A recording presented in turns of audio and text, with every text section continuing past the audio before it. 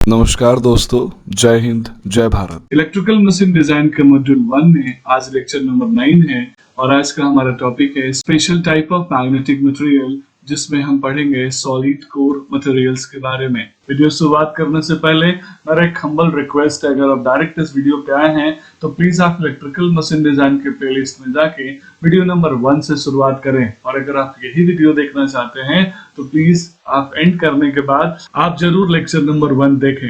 नमस्कार बच्चों, मैं आपका गुरु दोस्त प्रशांत सर स्वागत करता हूं आपके channel Sai academy of electrical engineering. Nice.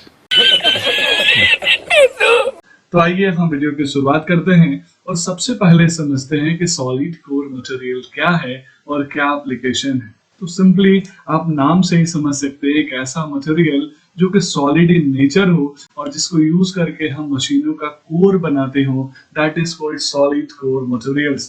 तो सॉलिड कोर मटेरियल्स को हम यूज करके मशीनों का मैग्नेटिक सर्किट बनाते हैं, जो कि लो रिएक्टेंस पाथ प्रोवाइड करता है मैग्नेटिक फ्लक्स को। और इस कोर को ज्यादातर हम यूज करते हैं डीसी मशीन्स में, डीसी मशीन का stator rotor core, DC machine के electromagnets, frames, as well as AC machine के स्टेटर रोटर कोर, रिलेज के हम मैग्नेटिक सर्किट्स बनाते हैं। सिमिलरली हम ट्रांसफार्मर का फ्रेम बनाते हैं और इसका पर्पस बहुत सिंपल है।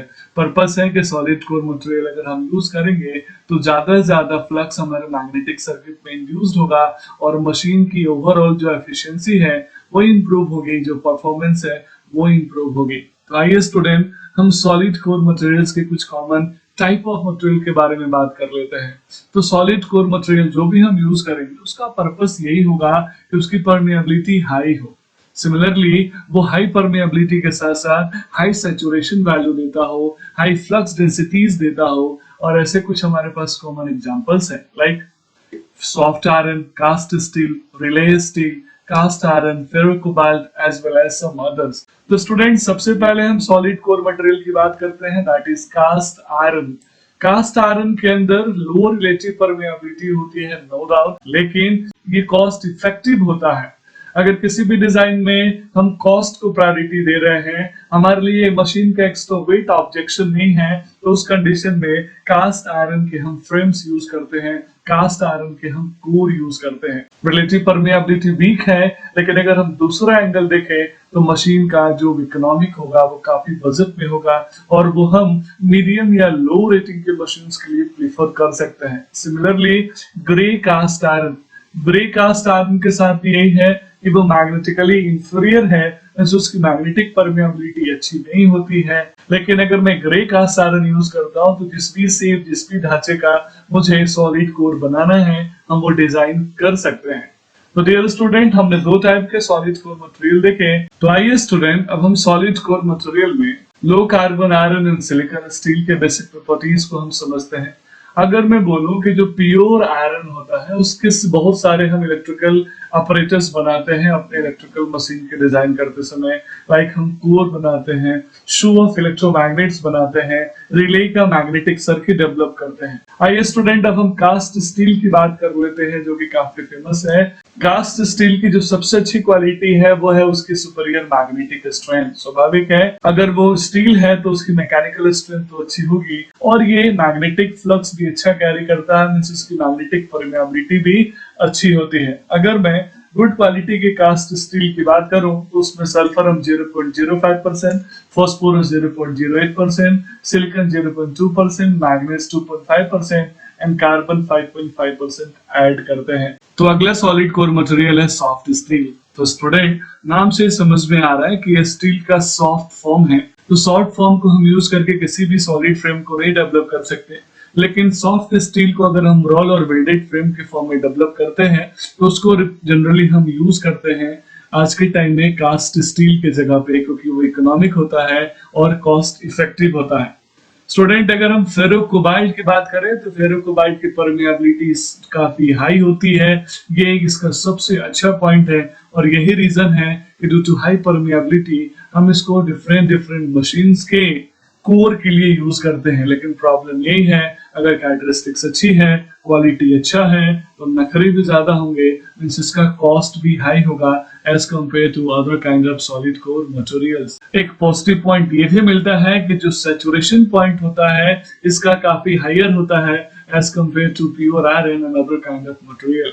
स्टूडेंट, अब हम इलेक्ट्रिकल सीट एंड स्ट्रिप्स की बात कर लेते हैं कि हम इलेक्ट्रिकल सीट्स को यूज कहाँ करते हैं, किसके बने होते हैं। तो इलेक्ट्रिकल सीट्स नॉर्मली हम स्टील के बनाते हैं, इसीलिए हम इसको इलेक्ट्रिकल स्टील या फिर स्टील लैमिनेटेड स्टील के नाम से भी जानते हैं, या फिर अगर हम इसमें सिलिकॉन ऐड कर दिए तो सिलिकॉन इलेक्ट्रिकल स्टील भी बोल सकते हैं, जिसको हम सिलिकॉन स्टील बोलते हैं। तो जो इलेक्ट्रिकल सीट या स्ट्रिप्स होता है ये इसको हम यूज करके इलेक्ट्रोमैग्नेटिक डिवाइसेस यानी मोटर या जनरेटर या ट्रांसफार्मर का कोर बनाते हैं, क्योंकि इसकी परमेबिलिटी अच्छी होती है और साथ साथ पावर लॉसेस मिनिमम होते हैं। अगर हम इलेक्ट्रिकल सीट या स्ट्रिप आयरन अलॉय का बनाते हैं और उसमें 3 to 5% हम सिलिकॉन को ऐड करते हैं, लाइक ट्रांसफार्मर के कोर के केस में, ओवरऑल एडी करंट लॉस की वैल्यू कम होगी, हिस्टैरिसीस लॉस कम होगा। इलेक्ट्रिकल स्टील सीट की बात करें तो स्टूडेंट दो टाइप के प्रोसेस हम परफॉर्म करते हैं।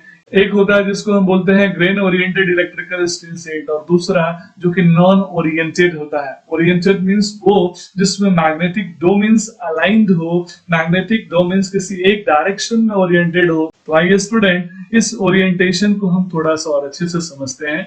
जब हम grain oriented electrical steel seat की बात करेंगे तो इसके अंदर सबसे अच्छी बात यह है कि इसके अंदर मैग्नेटाइजेशन प्रॉपर्टी काफी एक्सीलेंट होती है, मींस इसकी परमेबिलिटी काफी अच्छी होती है, क्योंकि रोलर के द्वारा इसको किसी एक डायरेक्शन में ही हम रोल करते हैं और सारे के सारे मैग्नेटिक डायपोल्स को अलाइन करते हैं, और ओवरऑल इस अलाइनमेंट की वजह से उसकी मैग्नेटिक परमेबिलिटी अच्छी हो जाएगी और एक अच्छी क्वालिटी का कोर बनेगा।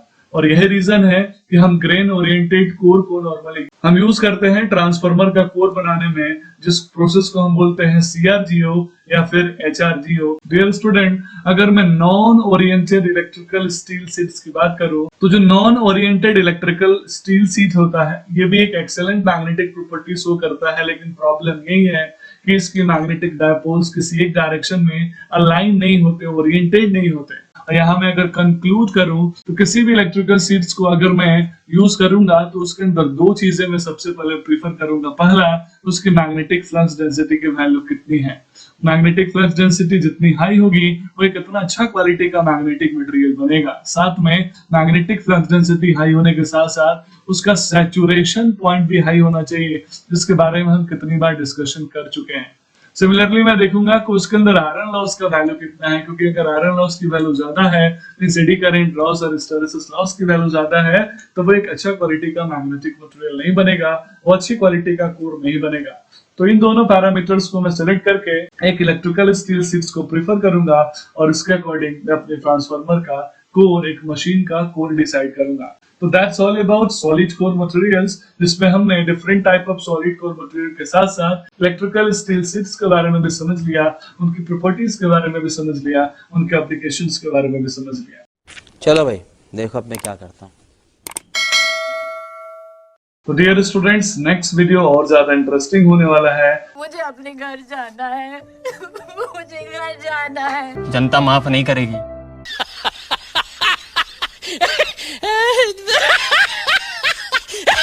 मिलता है अगले वीडियो में, तब तक पढ़ते रहिए, एंजॉय करते रहिए। जय हिंद, जय भारत। आज के इस वीडियो में हम समझेंगे आसमानी बिजली यानी लाइटनिंग स्ट्राइक क्या होती है। बिजली गिरते समय आवाज के साथ चमक क्यों दिखाई देती है।